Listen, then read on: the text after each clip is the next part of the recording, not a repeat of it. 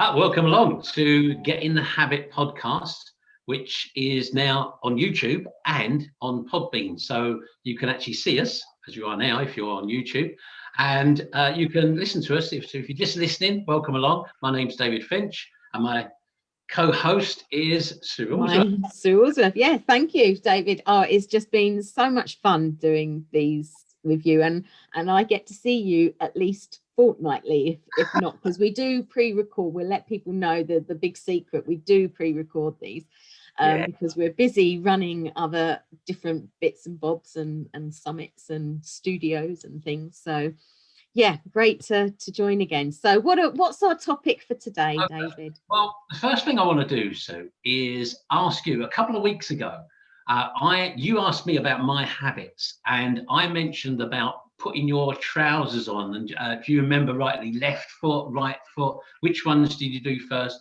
You know, if you put your, and you made me laugh because I had my cup of tea at the time. You said, "Oh, which leg do I put in my knickers?" And I went all over the place. And so what I want to do is catch up on that episode. And I'm sure some of our listeners as well would like to, they're probably sort of interacting now and saying, "Oh yeah, I do my left foot, I do my right foot," and they didn't realise.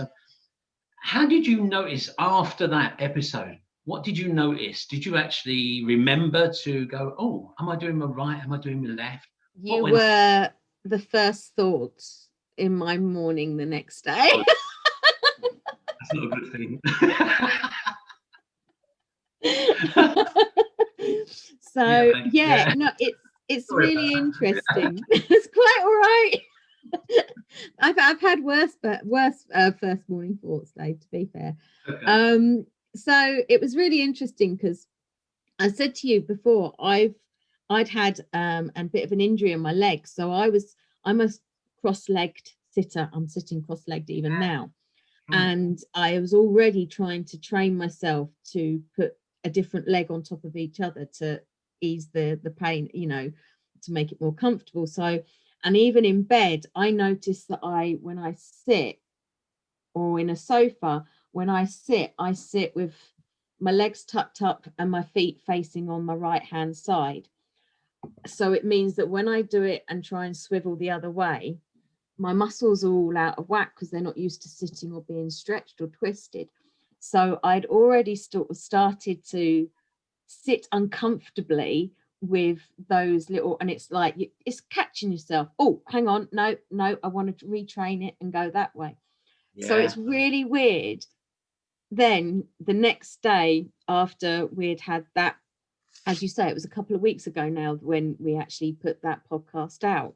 Nice. And I think it was episode 4, if I'm right. 4, if I'm right. Yes. So if you want to go back and re-watch what we're talking about. 4th of December, that would have been. Yeah. Yes. So yeah, it feels alien because obviously you'll naturally go to one leg because you'll lean on your stronger leg. You're more, first.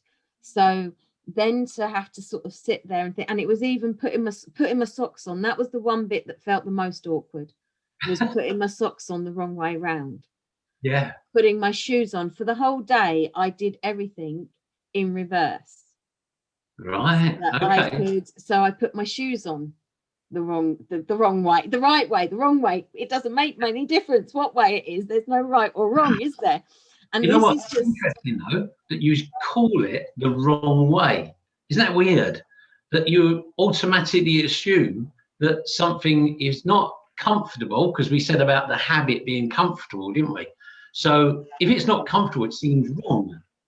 It's crazy, isn't it? So I wonder if our listeners think the same thing. It's like, oh, that was wrong. I put my right sock on instead of my left sock, or vice versa. It felt wrong all day. Hopping around the street. It is. It's sort of like, have I got the right knickers on, sort of thing. have I got someone else's knickers on? Because it felt odd, just from the routine of doing it. Yeah. So it is really interesting when we say, like there's me saying I've done it wrong. I haven't done it wrong. I've just done it differently. That's right. And there's no I think one of the biggest lessons to learn from this simple exercise is there's not just one way of ever doing anything. Yep. We get used to a way, and we then call it a habit, and it could be for our highest good, it could be against our highest good. It's just that it's innate and we've not bothered to recognize it or change it. But to call it's not wrong. It's just, for the whole day, it just felt a bit differently. The same as I think we mentioned before, I quite often, when I'm introducing people to have to change their habits, new habits and what have you, I get them to write with their non-dominant hand, because it then makes you realize it's going to feel uncomfortable for a bit. But actually, with practice, anything, riding a bike, we couldn't as kids just get on a bike and ride. We had to have our stabilizers. We had to get into the habit of steering, or everything in theory is just learning a habit, isn't it? And in a way of doing things. So I was thinking of you all day. You were in my thoughts. And I would say something else then, but I'm going to filter myself now. Oh dear. Okay, well, I'm going to give you another little phrase, and not just you, of course, all our listeners and viewers as well on YouTube. And that is, there is no right or wrong. There is only different. So if you think about what we were talking about there, there is no right or wrong. There is only different. Then, of course, we have laws and stuff like that. You can't really get away with that, going to break a law and then say, oh, well, there is no right or wrong, well, there is, laws. So we have to kind of go along with those. But in the context of what we're talking about people's habits and about changing those habits, then there is no right or wrong. It's just different. So, yeah. And I think that's something I've struggled with along my journey, when everyone brings out systems. Yeah. Now, I've really struggled with systems. Right. Because that system is for that person and it works for that person, but that does not mean to say that one system fits all, shall we say. Yeah. So I know when I was producing my workbooks and journal journey workbooks and that, there's no system. You can start where at the beginning, or you can go to a different section, because you've got to find your own way with it. And when I was starting my daily practices, and we're coming up now, we're the 18th of December, I believe this is going out on. So we're most of the way through December. So we've had the Gratitude Summit, which was amazing. And we are still throughout December, we've had the studio, the virtual online studio with the Mind, Body, Soul Summits. And it's been really interesting to get into. I've lost the habit a bit. And so it's been really good to get back into the habit. So, but it means that because there's lots of different, everything's included in the December one, whereas in January, everyone will have their own ticket for their own classes, like you would do if you were going to a community centre. You sign up on a Thursday for yoga, you sign up on a Tuesday for meditation, what have you. You find what works for you. But it's been really nice to have that all in one place. I get the luxury of being able to dip into all of it, because obviously I'm the one running it behind. So it's like, well, actually my habit, I struggle with a specific daily habit. Right. Okay. Like, so every day I'm going to do this. I struggle with that because I get bored. All right. Okay. So I just have to make sure, I've learned for me that I make sure I have a daily habit, as in I do something for my self-care, self-love, whatever it is, but that might not be the same thing every day, because I need to have, it's just always been me. I like a bit of variety, spice of life, as they say, isn't it?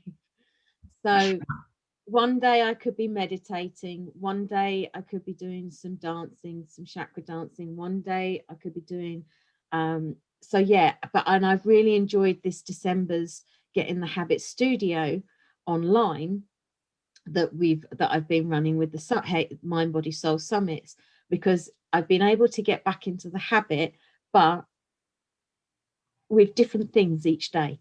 So I'm in a daily practice habit for me, but what I do may change depending on also how I feel, because when I was trying to do something rigidly, some days I'm just like, I'm not feeling it. And I've learned, if you're not feeling it, you shouldn't force it, because then your authentic your authentic truth, your authentic heart is not going to talk openly and freely.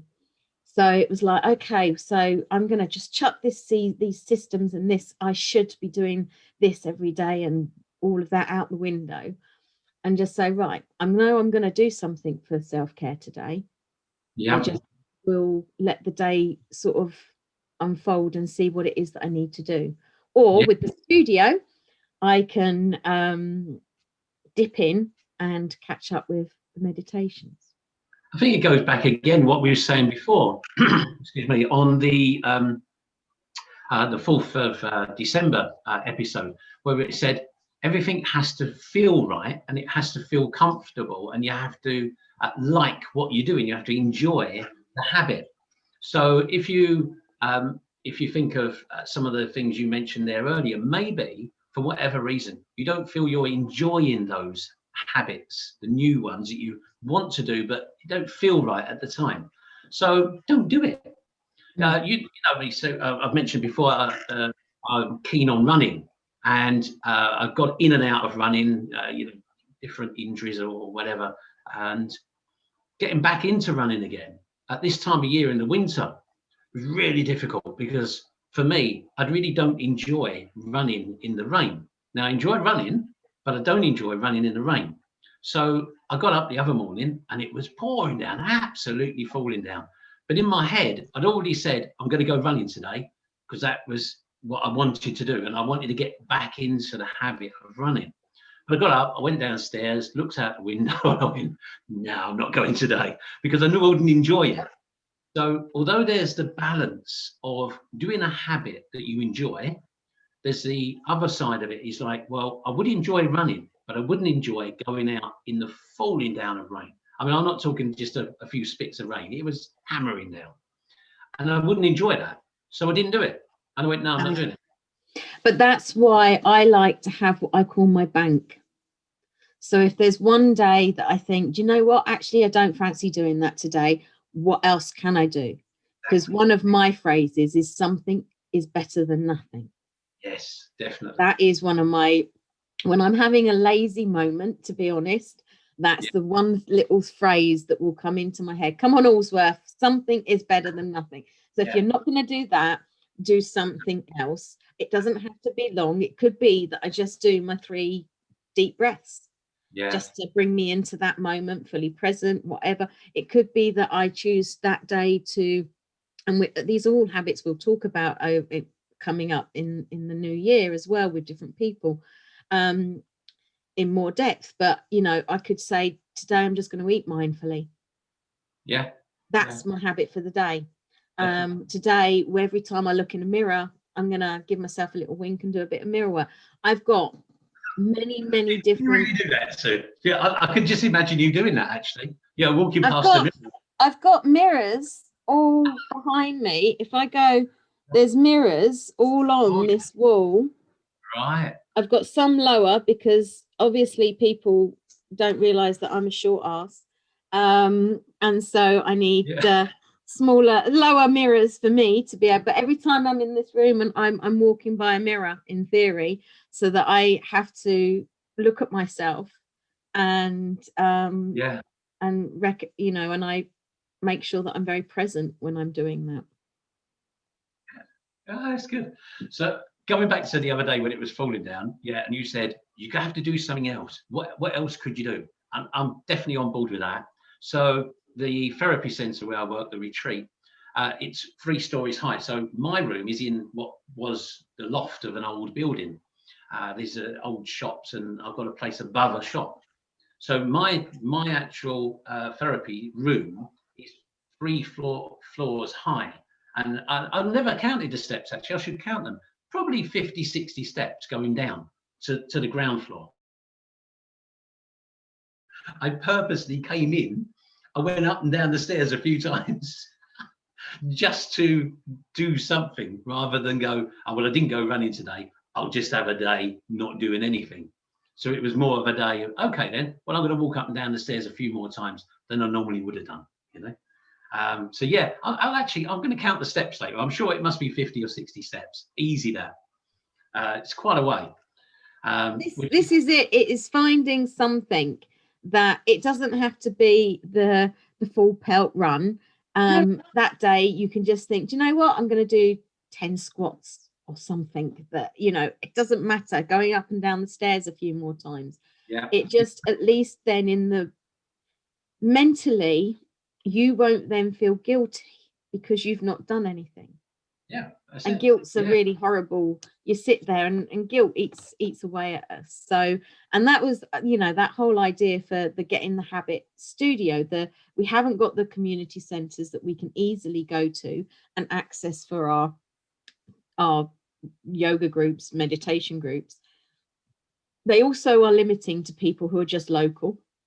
Whereas with the virtual online Get in the Habit studio, you know, I've got people all over the country joining in, which is exactly what I wanted. And people of all disabilities as well, because, you know, we can't all get out of the house, not just because of what's going on in the world at the moment, but because, you know, I was talking to a friend the other day, and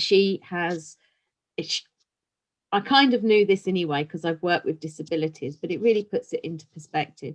She's got Parkinson's, and I obviously know a few people with MS as well. Now, we're all worried about being locked down for what has even not been a year yet. Let's face it. Yeah.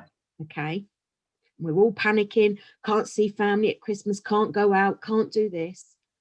Those people with Parkinson's, MS, and other like neurological conditions and other conditions out there, they live in lockdown their whole life from when the moment that their condition means that they physically cannot get out on their own, they are already living in lockdown. So I hear all this. Yeah. Let that sink in for a minute. Yeah. That is amazing. Yeah. Wow. Yeah. I never thought of that. You know, I've got a friend, he's got Parkinson's, and generally we meet at a club we used to go to again, you know, before March. And of course, he only ever came to the club. He never really went anywhere else.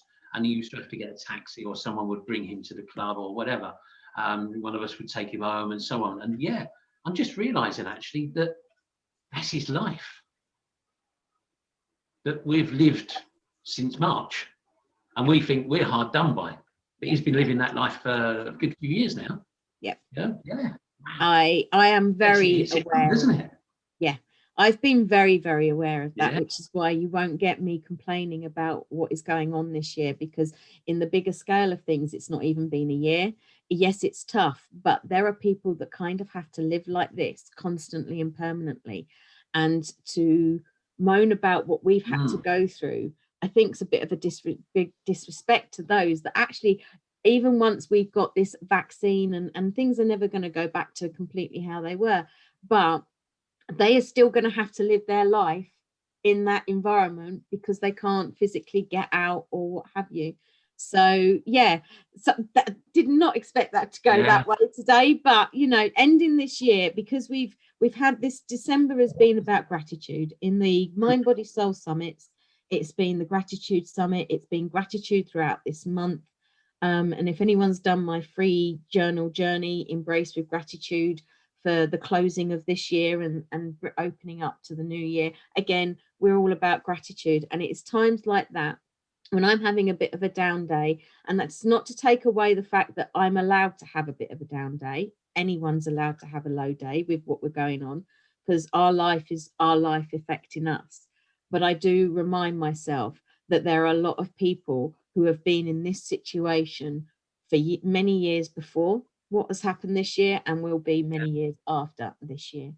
So So I just want to embrace Christmas and December with gratitude for the fact that yes, we've had a difficult year, but for most of us, we will find a way through this and be able to get back outside, meeting up with people. But that's not going to be the case for everyone. Yeah, that's right. It's a good point, actually, to just be mindful of that situation for everybody else. And we're lucky that we can go out when we can, and we can do those things. So yeah, it's just sparing a fault for those people that can't do that, isn't it? And they never really, gave that a in that way. But let's wrap things up, Sue, with a happy Christmas and a new year for everyone. We'll see everyone back in the new year. So the Mind, Body and Soul Summits and stuff are absolutely brilliant. And I really look forward to more next year. So let's look forward to that. February is the next We're summit. back in... The next summit is in February, yeah? Okay, yeah. All right, that's cool. Brilliant. Well, we can do some more promotion about that nearer the time. I'm just looking, we're back on, we're going to take a break over Christmas. And we'll be back on the 8th of January. And we'll have a special guest on the 8th of January. So join us for that one on video on YouTube and, of course, on our podcast on Podbean as well. And have a lovely Christmas and a happy new year. And we'll see you back in 8th of January. Especially to you, Sue, as well. As we're virtual friends, aren't we? So this is my virtual happy Christmas to you. So have a lovely Christmas, will you? And I'll see you again in the new year. Yeah, happy Christmas and happy new year to everyone. And if you are alone, do reach out to friends. But not everyone knows your situation. We sit there and assume that everyone knows how we are feeling, when actually sometimes we do need to reach out and say, actually, I could do with a phone call that day or a video chat that day. So if you are alone, don't, it is down to us to reach out sometimes and not assume that everyone's going to read our minds and our lives and know where we're at. So please do reach out, but have a good one wherever it may be, however it may be, there are still ways. I lived abroad for 6 years. I was not with my family for many years. There are ways of doing Christmas virtually in a different way. So make the best out of this Christmas, because to some degree, there's not going to be one like it again. So make it special. Make it special in a different way. Yeah. Okay, take care. Happy Christmas. Happy New Year, everyone. And lovely to you, Dave. Yep, same to you. So see you again in the new year. Bye. Take care. Bye.